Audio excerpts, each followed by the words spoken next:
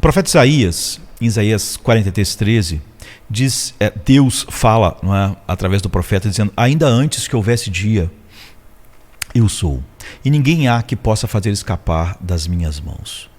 Agindo eu, quem impedirá? Eu estava revendo esses dias um filme que eu vi, gostei, não é? Dunkirk, que é um filme de 2017, indicado ao Oscar, excelente filme. E em um sentido, Dunkirk é uma história simples.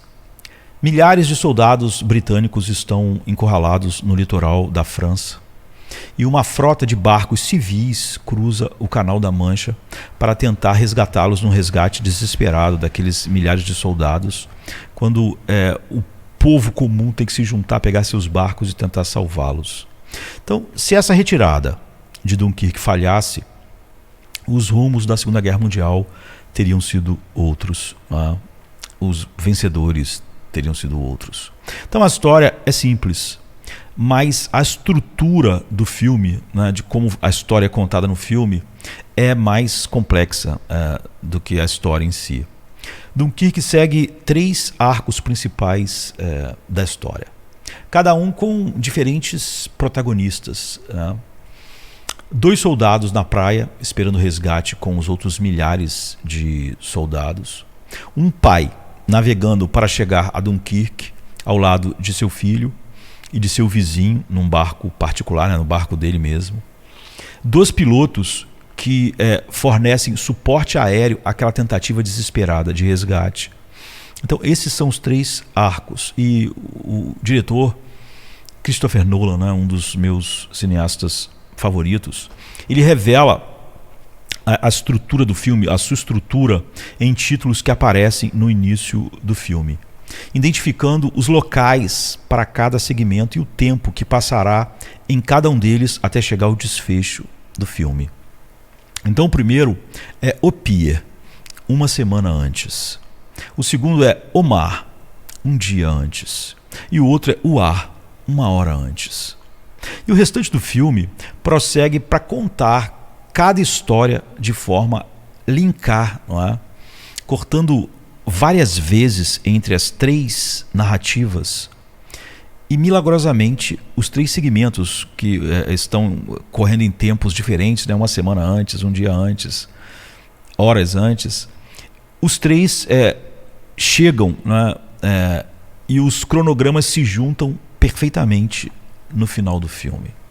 Então, a princípio, na primeira parte do filme, essa estrutura que o Nolan escolheu dá a Dunkirk uma sensação dividida. Parece haver pouca conexão entre os homens na praia e a equipe dos cidadãos lá no barco, que está acontecendo uma semana antes, quando eles estão saindo da Inglaterra para atravessar o Canal da Mancha. E a preocupação que os pilotos têm sobre o seu combustível decrescente no cockpit do avião não parece relevante para os soldados ou os homens que estão no barco, ou os soldados que estão na praia. Mas com a conclusão do filme, no entanto, o público ele entende como tudo se liga perfeitamente. Esses soldados acabam sendo resgatados pelo barco, que também consegue salvar um dos pilotos depois que ele é forçado a abandonar seu navio na água, porque quando ele teve que escolher entre ajudar a salvar os soldados no mar e ter combustível para voltar, ele escolheu ficar lá e fazer a missão dele, mesmo que soubesse que não haveria combustível suficiente para voltar. Alguns pilotos morrem, mas esse piloto consegue pousar na água e é resgatado também pelo barco. Então o tempo passou de forma muito diferente para todos os personagens envolvidos, não é? O que estava no pier, o que estava na praia, os que estavam nos aviões, mas eles estão no final juntos para servir o propósito predeterminado pelo diretor, não é? Christopher Nolan, na história. Então a vida muitas vezes faz com que nós nos sintamos incomodados. Doenças, desemprego, heresias na igreja e até mesmo a morte pode aparentemente sair do nada, não é? Às vezes nós nos sentimos como aqueles soldados na praia. Nós fomos abandonados, naufragados sem rima ou razão, não é? Então, Dunkirk ilustra haver uma realidade maior trabalhando em seu próprio tempo. Então, como escritor e diretor, Christopher Nolan sabia para onde essa história estava sendo dirigida. E como cada peça, aparentemente sem nenhuma relação entre elas, contribuiu para o todo. Quando nós testemunhamos um dos soldados que roubam de um cadáver no início, ainda não sabemos que isso o levará a um momento redentor depois. Então, assistindo a Dunkirk pela primeira vez, eu diria que é impossível para o público, mesmo aqueles que conhecem bem a história de Dunkirk, né, na Segunda Guerra Mundial, de compreenderem completamente como todas essas peças variáveis se encaixam ou vão se encaixar em algum momento. Então, as linhas de tempo são entrelaçadas para servir a um propósito pré-determinado. Por exemplo, O Leão, a Feiticeira e o Guarda-Roupa, C.S. Lewis descreve Aslan não como um leão manso, o que significa que Deus não está vinculado por nossas expectativas. Mesmo assim, a Escritura está cheia de pessoas que esperavam que Deus operasse dentro de suas expectativas, o que gerou e que também gera hoje grandes decepções. Quando nos concentramos nos eventos e momentos específicos que nos acontecem, eles parecem não ter significado.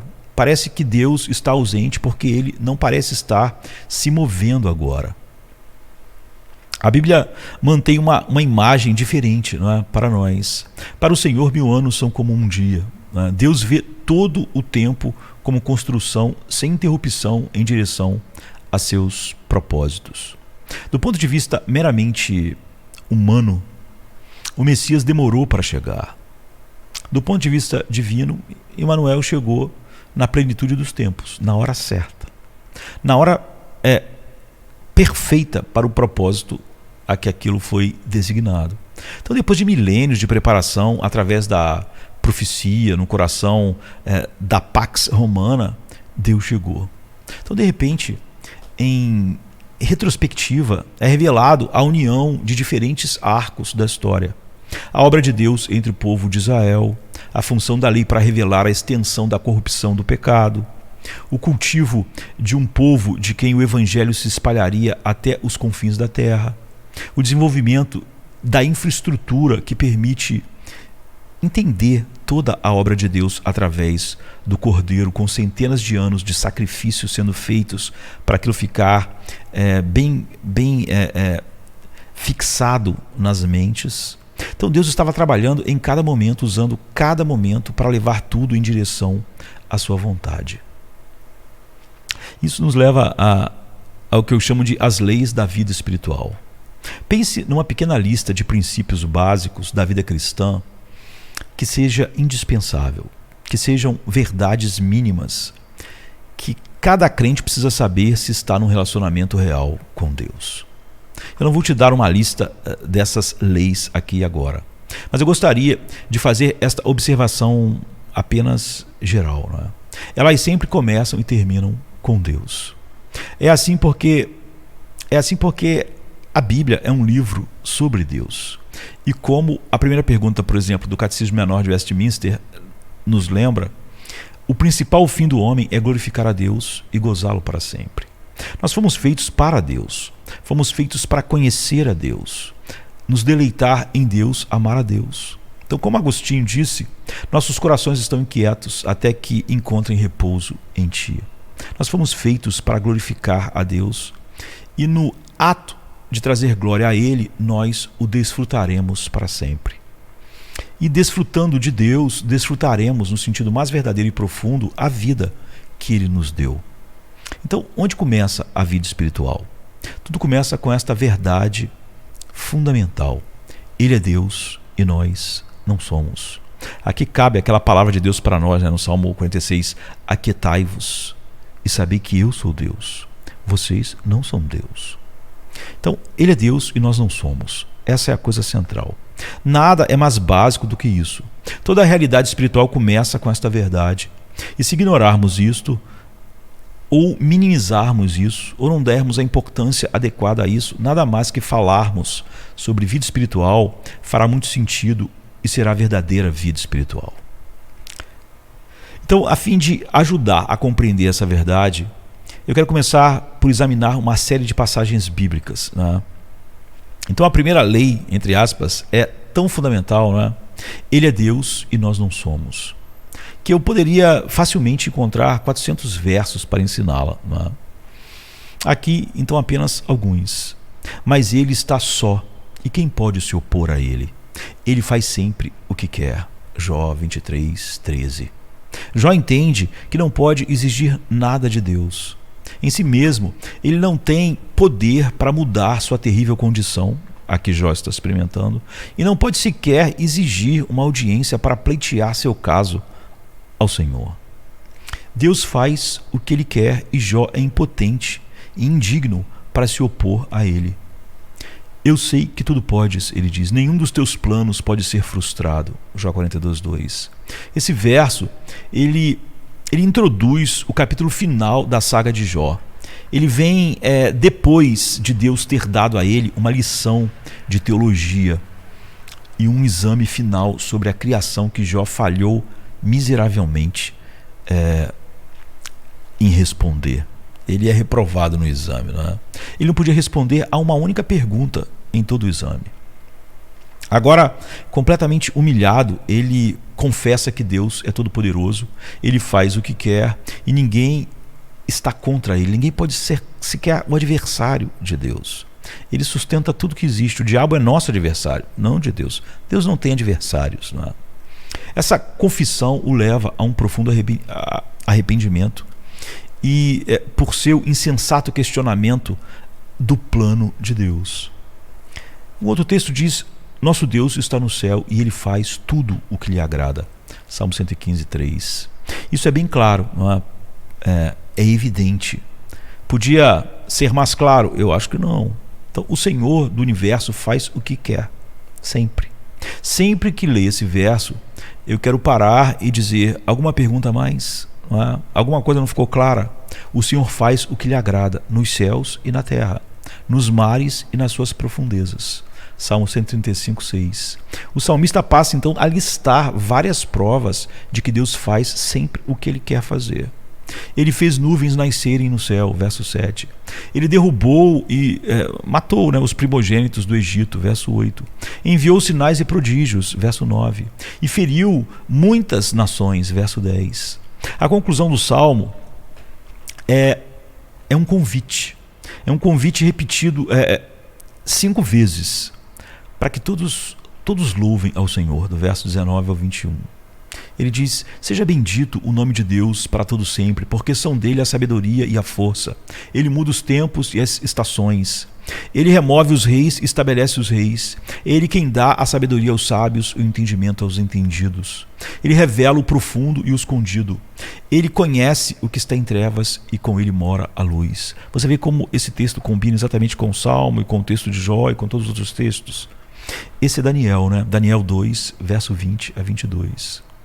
Quando o rei Nabucodonosor, o rei da Babilônia, teve um sonho que ele não conseguia se lembrar e não entendia, ele finalmente pediu a Daniel para ajudá-lo. Daniel concordou, orou a Deus e o sonho e sua interpretação lhe foram revelados. Essas palavras essas palavras que nós mencionamos de Daniel 2, são parte da resposta de Daniel dando louvor a Deus. Eu fico impressionado com a frase: ele sabe o que está na escuridão. Ele estabelece reis e os destrona. Ele ordena os tempos e as estações. Ele até vê as coisas escondidas, porque a escuridão não é escura para ele. Então olhe para outra passagem de Daniel, no capítulo 4, quando o rei Nabucodonosor toma crédito pela grandeza do seu reino, dos seus bens. Ele diz que foi ele que edificou a grande Babilônia, o que é muito comum, não é? Nós costumamos atribuir a nós, mesmo tudo que temos sendo uma dádiva de Deus, até nossas mentes funcionarem é uma dádiva dele, nós nos movermos, nele existimos, nos movemos, não é? Apesar disso, nós gostamos de tomar o crédito. Era o que Nabucodonosor estava fazendo, estava dizendo que ele edificou com sua grande sabedoria a Babilônia. A gente costuma dizer isso, a gente diz, eu estudei, eu trabalhei, eu conquistei. Né? E Deus então, porque ele veio com esse papo de eu estudei, trabalhei, conquistei, né? Deus o atingiu com uma espécie de insanidade que o fez pensar que ele era uma fera do campo. Deus tirou a sanidade dele para dizer para ele, olha, até a sua capacidade que te diferencia de um boi, é eu que dou, não é sua. Não atribua a sua mente a você mesmo. Então, por 7 anos, Nabucodonosor viveu entre os animais selvagens. Quando ele finalmente voltou o seu coração para o Senhor, quando Deus deu a ele de novo a sanidade, a sua sanidade foi restaurada. E isso faz parte do seu louvor público a Deus. Ele diz, mas ao fim daqueles dias eu, Nabucodonosor, levantei ao céu os meus olhos e voltou a mim o meu entendimento, ou seja, a minha racionalidade. E eu bendisse o Altíssimo e louvei e glorifiquei ao que vive para sempre. Porque o seu domínio é um domínio sempre eterno, não é? E o seu reino é de geração em geração. E todos, inclusive o imperador da Babilônia, né? E todos os moradores da terra são reputados como nada diante dele. E segundo a vontade dele, ele opera no exército dos céus com os anjos e entre os moradores da terra, nós, da maneira que ele quer. Não há que ele possa deter a mão, nem lhe dizer, o que fazes? Agora, pois, eu, Nabucodonosor, louvo e exalto e glorifico ao Rei dos céus, porque todas as suas obras são retas e os seus caminhos justos, e ele pode humilhar aos que andam na soberba. Daniel 4, a partir do 34. Então, aqui está um rei pagão que descobriu pelo caminho difícil a verdade da soberania de Deus. Para seu crédito, ele não hesita em falar a verdade uma vez que sua sanidade lhe foi restaurada. Deus faz o que quer, com anjos, homens, a criação, com tudo. Mesmo os maiores governantes humanos, como Nabucodonosor, não são nada para ele. Ninguém pode sequer questionar o que Deus faz, ele diz. Ninguém pode perguntar a Deus o que fazes. Tudo o que Deus faz é certo. E o Senhor sabe humilhar os soberbos, ele diz. Seria difícil encontrar uma declaração mais clara da primeira lei em toda a Bíblia. Não é? Olha a profundidade das riquezas, a gente tinha que dizer, tanto da sabedoria como do conhecimento de Deus. Quão insondáveis são os seus juízos e quão inescrutáveis os seus caminhos. Pois quem jamais conheceu a mente do Senhor?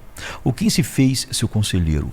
Ou quem lhe deu primeiro a ele para que lhe seja recompensado? Porque dele, por ele e para ele são todas as coisas. Glória, pois, a ele eternamente. Amém. Essa é uma doxologia maravilhosa, né? No final do capítulo 11 de Romanos, a partir do verso 33. Então, ela vem no final da apresentação de Paulo do Evangelho como a resposta de Deus ao pecado do homem e a sua apresentação dos planos futuros de Deus. Ninguém poderia ter previsto como Deus responderia à rebelião humana. Ninguém poderia pensar que ele responderia à rebelião humana com a cruz, que era o seu plano, a razão pela qual ele construiu, ele criou todas as coisas para manifestar a glória da sua graça, não é? E sua glória infinita em seu Filho, Jesus Cristo, na cruz. Ninguém dá conselhos a Deus. Ninguém pode traçar seu caminho através do céu estrelado. Deus nunca está em dívida para com ninguém, por qualquer motivo que seja. Tudo é dele, tudo é através dele e tudo é para ele. E só ele recebe a glória. Nele, a Bíblia diz, fomos feitos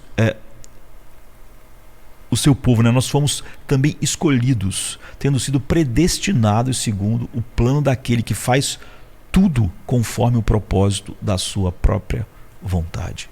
Efésios 1:11. Esse verso é uma parte de uma longa frase que começa com as palavras louvado seja o Deus e Pai do nosso Senhor Jesus Cristo, lá no verso 3.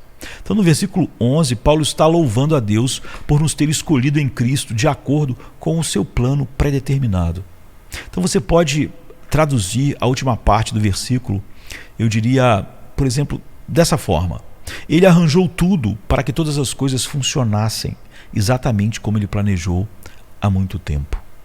Tudo no universo é causado por Deus ou decretado por Deus. Portanto, decretado por Deus é muito melhor do que algumas pessoas fazem ao botar permitido por Deus, como se outra mente estivesse planejando as coisas e Deus visse o que elas planejam e então fosse adaptando o seu plano. Nada nunca simplesmente acontece, entre aspas, não é? E nada é causado por alguém ou algo fora do controle de Deus. Algumas coisas ele causa diretamente, outras coisas que ele permite que aconteçam. Mas todas as coisas no céu e na terra, e até mesmo as coisas que acontecem no inferno, até mesmo os atos de Satanás, são decretados e controlados por Deus. Decretados por ele realmente. Como Lutero disse, né, o diabo é o cachorrinho de Deus. Ele não pode fazer nada sem a permissão de Deus. É por isso que Paulo pode declarar que tudo está acontecendo exatamente como Deus planejou desde o início, como ele decretou desde o início. E a Bíblia diz, e ouvi como que a voz de uma grande multidão, e como que a voz de muitas águas, o som, né? E como que a voz de grandes trovões, que diziam, aleluia, pois já o Senhor Deus Todo-Poderoso reina, regozijemo-nos e alegremo-nos e demo-lhes glória. Apocalipse 19, a partir do verso 6. Então, quando Cristo voltar à terra, o mundo inteiro saberá claramente o que sabemos agora pela fé. Nosso Deus reina, Ele reina sobre todas as coisas, Ele reina em cada situação, Ele reina no melhor e no pior que nos acontece. Ele reina sobre os amigos e sobre os seus inimigos. Ele reina no céu e também reina no inferno. Ele reina sobre aqueles que duvidam dele e o negam. Ele reina sobre aqueles que seguem outros deuses e outras religiões.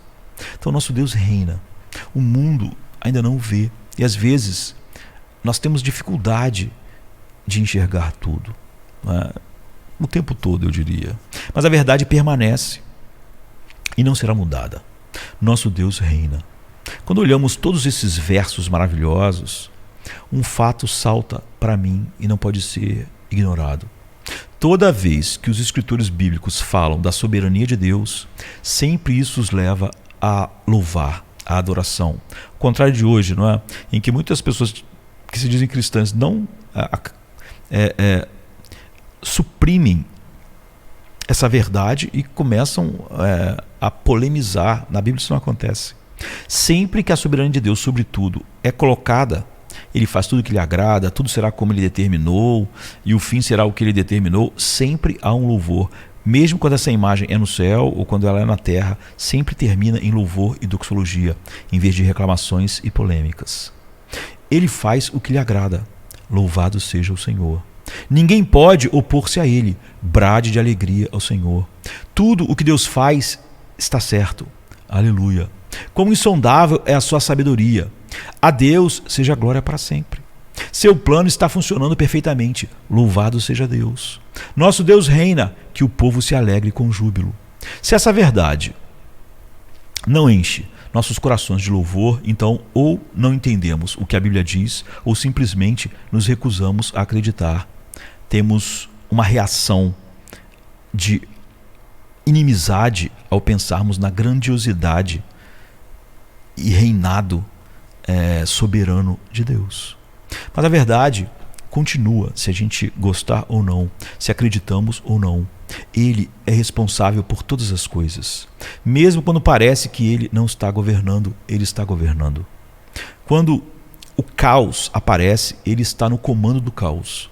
Quando as coisas começam a desmoronar, ele está encarregado de desmoronar essas coisas. Os teólogos chamam essa doutrina de soberania de Deus. Você a encontra em todas as páginas da Bíblia.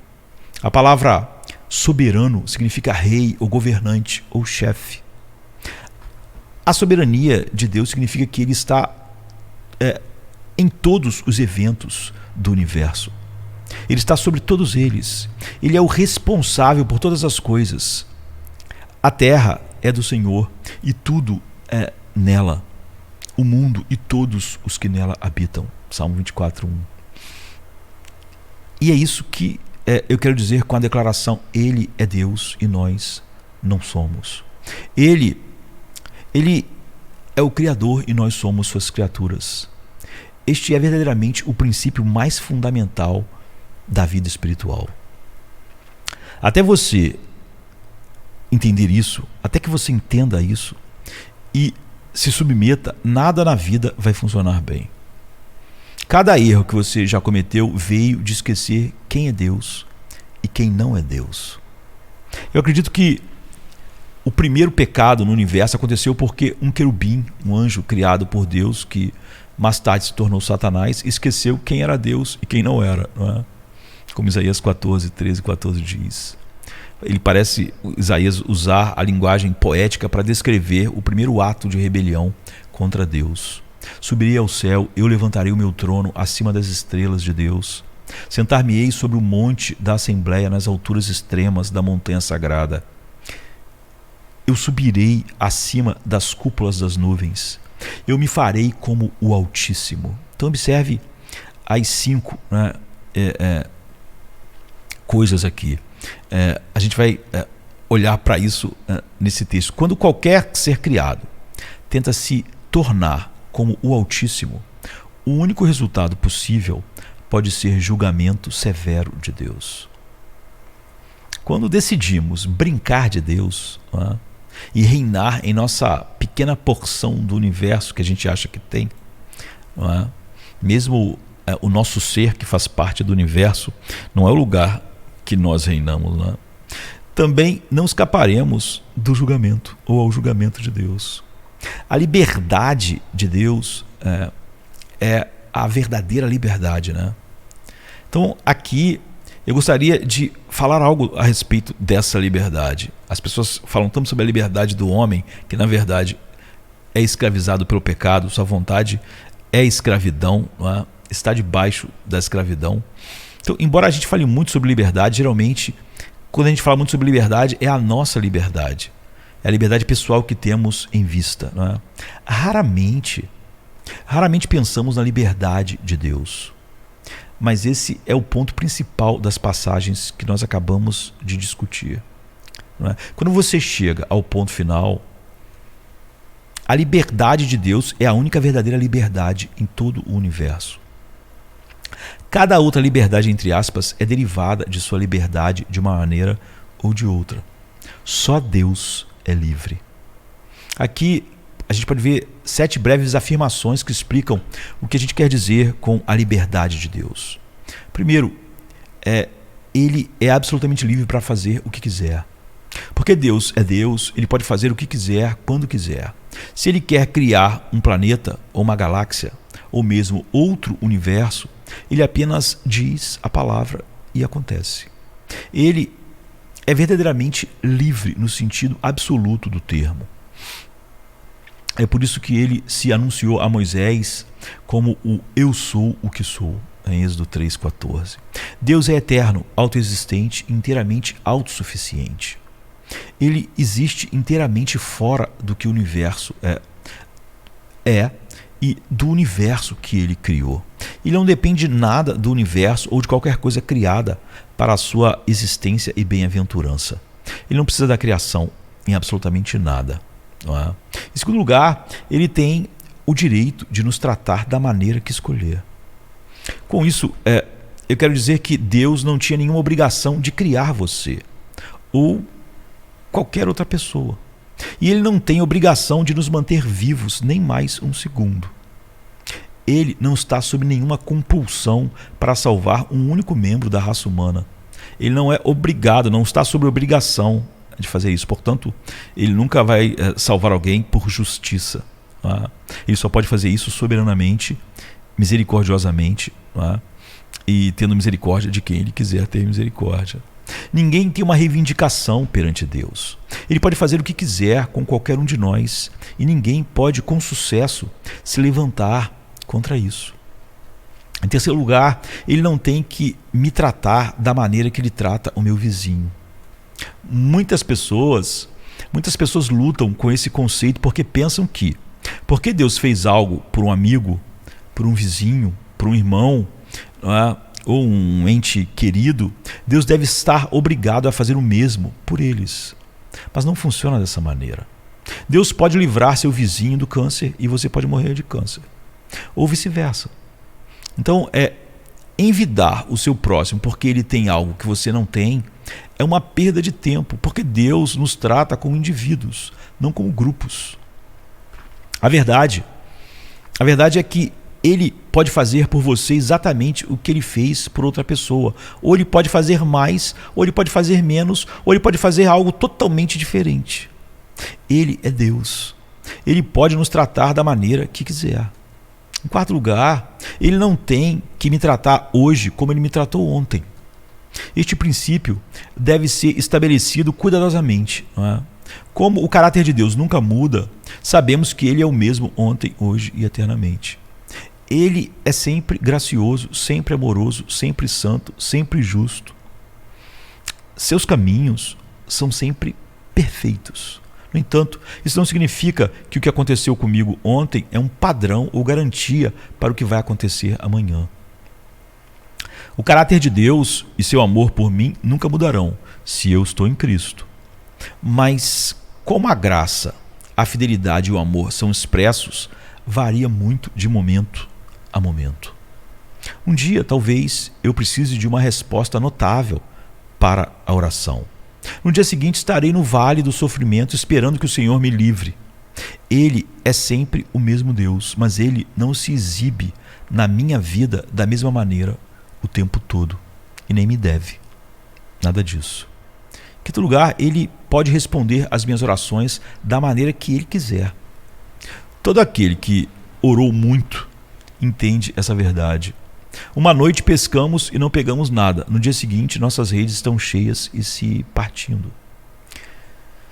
Eu posso estar na prisão uma noite e um anjo pode vir e me libertar. Ou Deus pode enviar um terremoto para me livrar. Ou eu posso morrer na prisão, como muitos cristãos têm morrido ao longo dos anos.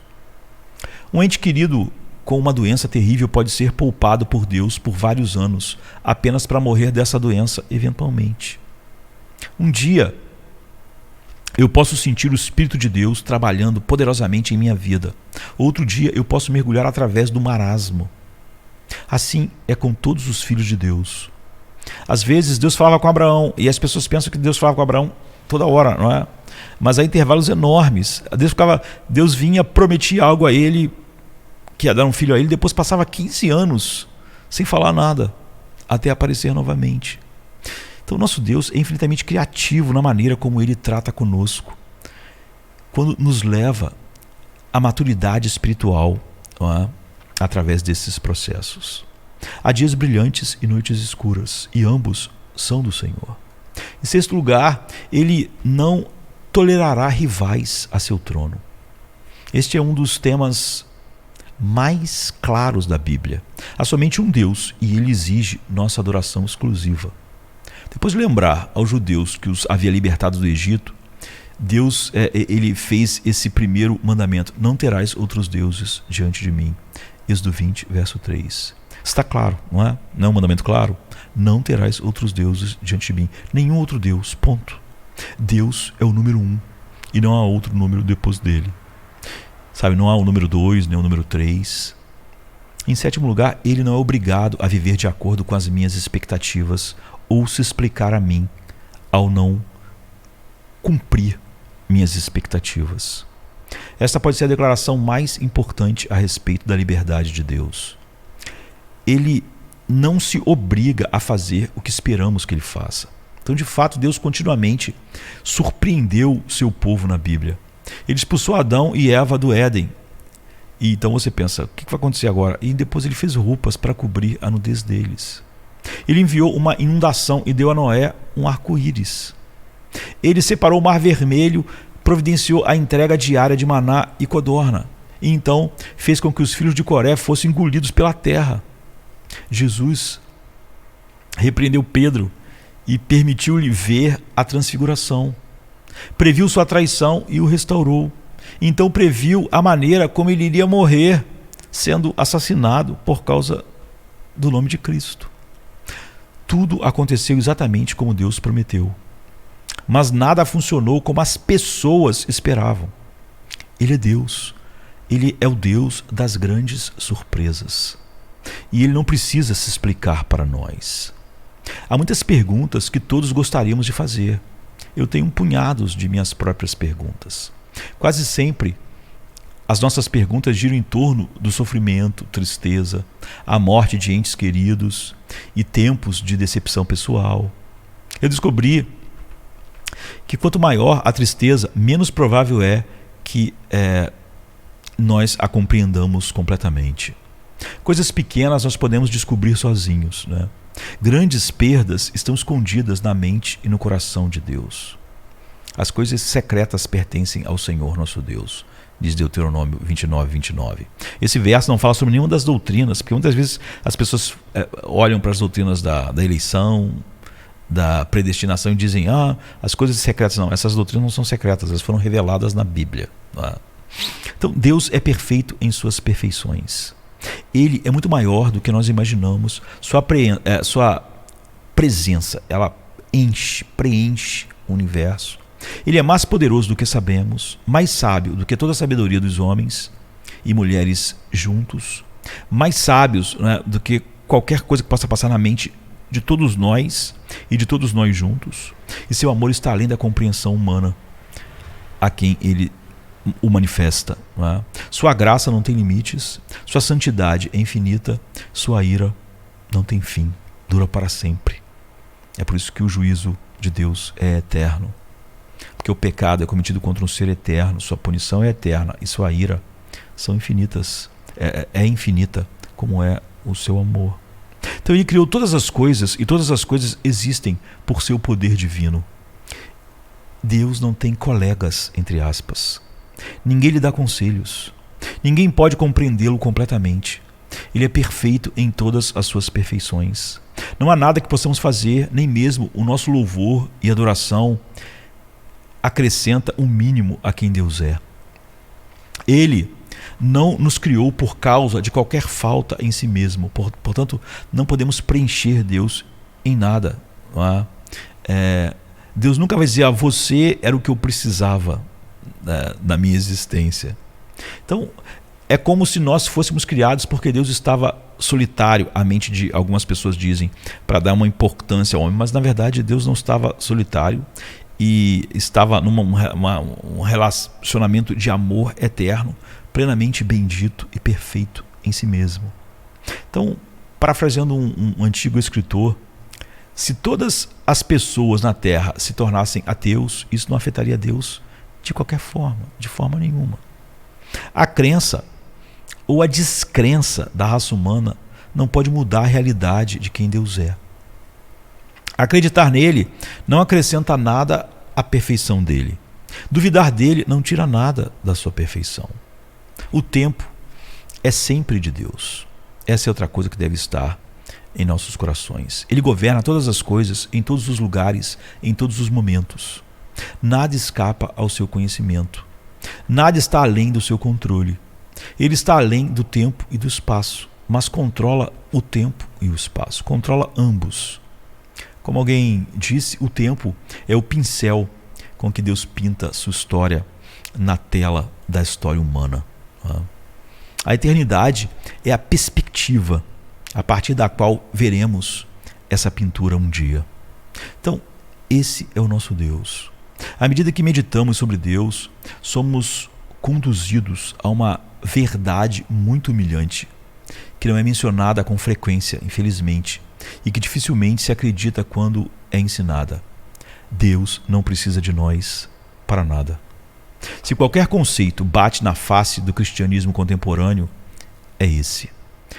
Porque ele é totalmente humanista secular. Não é? No fundo, a maioria de nós quer sentir que somos importantes e necessários para Deus. Não é? Importantes em nós mesmos. Nós podemos ser importantes e Ele pode nos escolher na eternidade e nos colocar em seu Filho. E porque estamos em seu Filho, é óbvio, somos importantes para Ele. Nunca necessários, mas nunca importantes por nós mesmos. E nós gostamos de pensar que Deus deve ter precisado de nós, ou então, porque Ele teria nos criado. Então, no sentido absoluto, Deus não precisa de nada nem de ninguém. Ele não nos criou porque estava solitário e não nos salvou porque o céu estava vazio ou porque ele tinha que fazer isso. Ele não precisa da nossa adoração, da nossa obediência, do nosso serviço missionário, das nossas orações ou de qualquer outra coisa que façamos para sermos Deus. Não. Há um erro fatal em pensar assim. Não há nenhuma falta de qualquer coisa nele. E isso é muito humilhante. E para algumas pessoas, uma verdade muito frustrante. Mas pergunte a si mesmo: você realmente acha que Deus não pode se dar bem sem você? E se todas as nossas congregações simplesmente desaparecessem da terra? Todas as congregações, puf, igual Thanos, se desaparecêssemos assim, e se nós nunca tivéssemos existido, você acha que o universo depende de nós para a sua sobrevivência? É claro que não. Quando os fariseus disseram a Jesus para repreender os seus discípulos quando entraram em Jerusalém perto da sua morte, Jesus respondeu: se eles calarem, as pedras clamarão. Lucas 19:40. Se ele quiser, Deus pode fazer com que as árvores batam palma e as montanhas cantem os seus louvores. Ele pode fazer as pedras, entre aspas, cantarem seus louvores, se ele quiser. Então, que Deus nos criou é um ato de sua vontade soberana. É por isso que existimos. Que somos salvos é um milagre da graça soberana. Que Ele aceite nossa adoração e recompense, entre aspas, nossa obediência é um milagre do seu amor soberano. Então, antes de prosseguir, eu devo acrescentar um ou dois pontos de esclarecimento. O ponto do ensinamento que acabamos de dar é destruir todo o orgulho humano e nos deixar deitados no pó, na poeira. Devemos chegar ao lugar onde entendemos que não há nada de bom em nós mesmos, nem necessário. Além da bondade de Deus, não há nenhuma razão para Ele nos usar. Se Deus precisa, entre aspas, de nós para fazer seu trabalho, é somente porque Ele determinou trabalhar através de nós para realizar sua vontade, como através dos vermes, através dos pássaros, através de qualquer coisa. Porque Deus é Deus, Ele poderia ter criado o universo de alguma outra forma. Somos abençoados sem medida em Deus nos conceder a honra de louvá-lo, servi-lo e proclamar sua glória às nações. Eu reconheço que há muito mais que precisamos saber sobre quem é Deus do que e o que eu disse até esse momento. A Bíblia está cheia de rica verdade sobre o nosso Pai Celestial. À medida que nos movemos através de outros momentos, nós podemos falar muito sobre sua misericórdia, graça soberana e etc.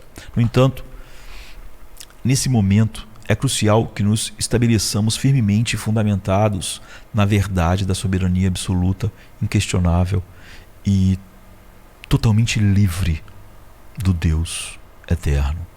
Deus faz exatamente o que lhe agrada o tempo todo, em toda parte, em todas as situações, em todas as partes do universo.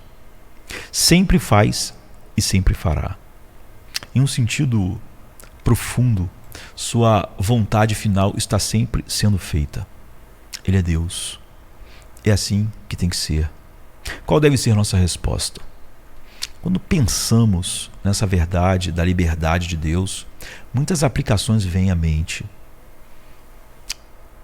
Devidamente compreendida, ela deve nos levar a uma calma confiança em Deus, mesmo no meio de uma tragédia indizível. Isso deve nos tornar ousados em nosso testemunho e fortes em nossas orações. E se acreditarmos nisso, encontraremos força para perseverar no longo prazo, a longo prazo, sabendo que até nossos erros tolos não podem cancelar os planos de Deus para nós. Tudo isso é verdade, mas não parece tocar a questão central. Há uma escolha, entre aspas, fundamental que cada um de nós deve fazer todos os dias. É mais ou menos assim. Nós podemos rejeitar e decidir lutar contra essa verdade de Deus, de quem Ele é.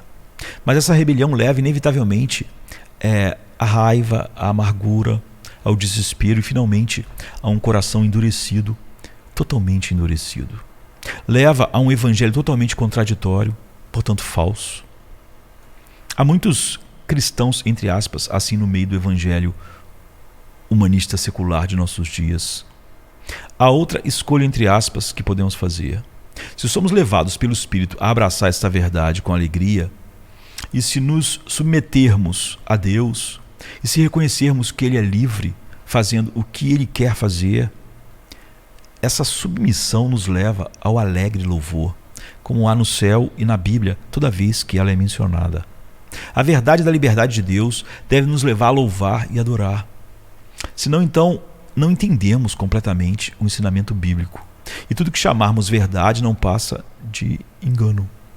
Não é que louvemos a Deus diretamente pela dor e tristeza que nos rodeiam ou pelos atos pecaminosos dos outros, mas louvaremos a Deus por poder trabalhar com e através de tudo isso, com e através de tudo o que acontece, tanto o bom como o mal, para cumprir sua vontade, nos tornar mais semelhantes a Cristo e nos levar à glória. Dizer isso é nada mais do que o que Romanos 8:28 ensina claramente. Então, essas são as únicas posições possíveis: rejeição e raiva, submissão e louvor. Eu entendo porque algumas pessoas se rebelam contra uma visão elevada da soberania de Deus. O paradoxo é esse. As pessoas que se rebelam contra Deus geralmente o fazem em nome da liberdade, entre aspas.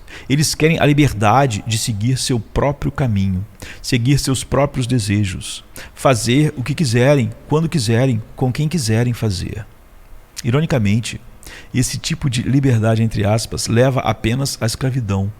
Na verdade, é a descrição da escravidão do coração não regenerado ao pecado. É a descrição dele.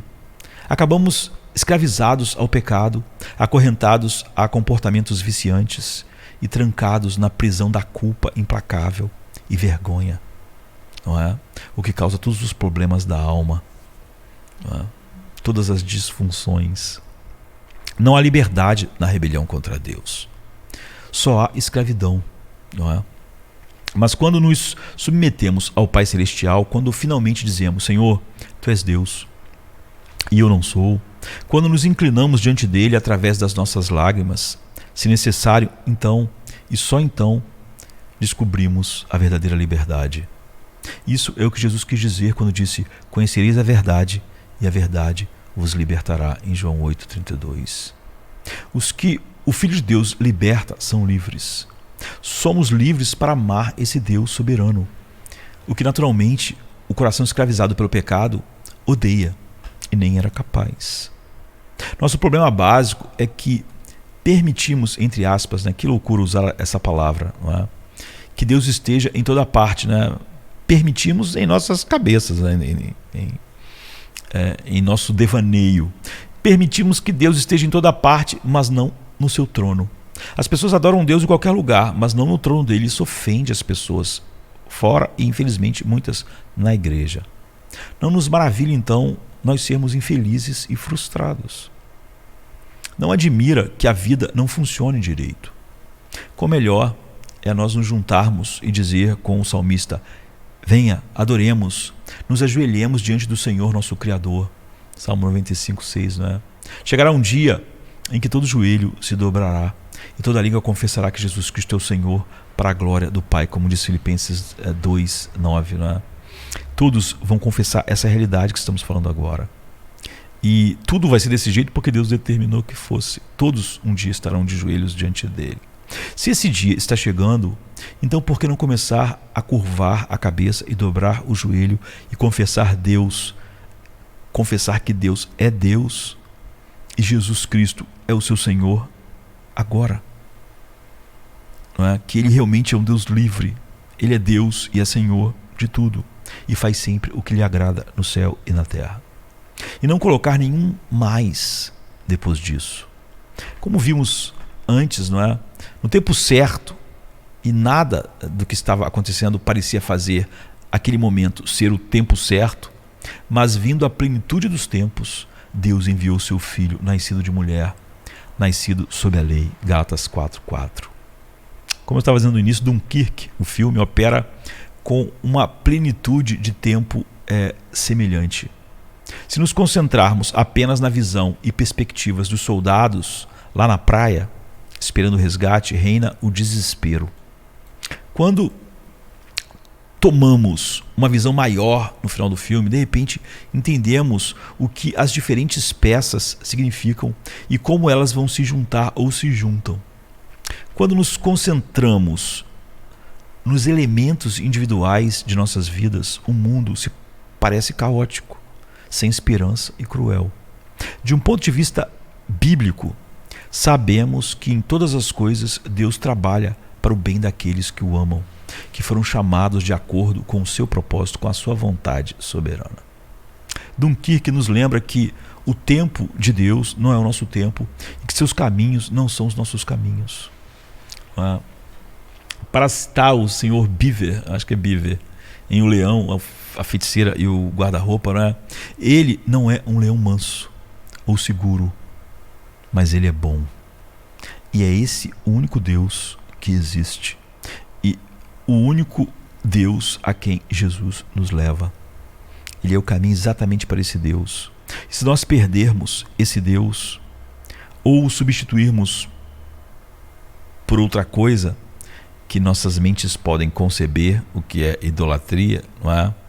Então nós simplesmente perdemos tudo. E no fim, glorificaremos Deus em sua justiça e não em sua graça, porque os que dantes conheceu, a esses predestinou, e os que predestinou, a esses chamou, e os que chamou, a esses glorificou. Que bom se nós estivermos entre esses, porque Deus faz o que quer no céu e na terra. Amém, queridos. Amém. Venha, se cansado estás, e eu descanso darei.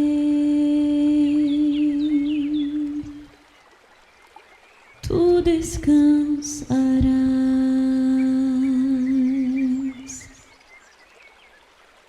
Venha a mim se não tens paz, e eu darei paz sem fim. Terás paz sem fim. O meu jugo é leve, o meu fardo graça dá. Tome tua cruz, te darei a paz.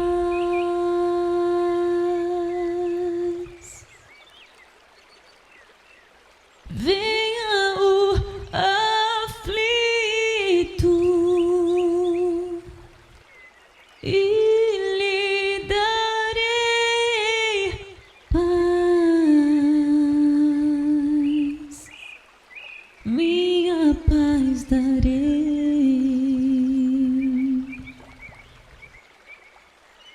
Venha a mim na dor sem fim, e eu darei paz,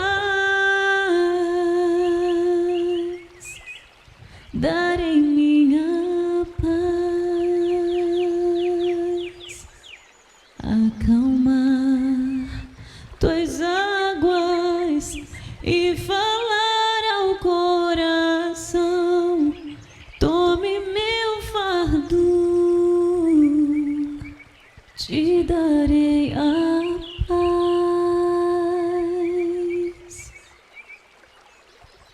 Vem